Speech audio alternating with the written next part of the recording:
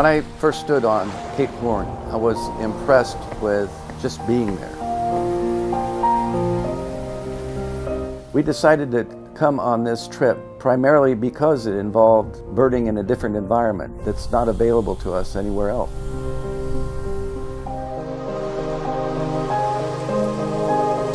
I could stare out that window for hours. It's calming and look at the birds, and by and large they're the same birds, but there's a chance there'll be a different bird there, so that keeps my attention.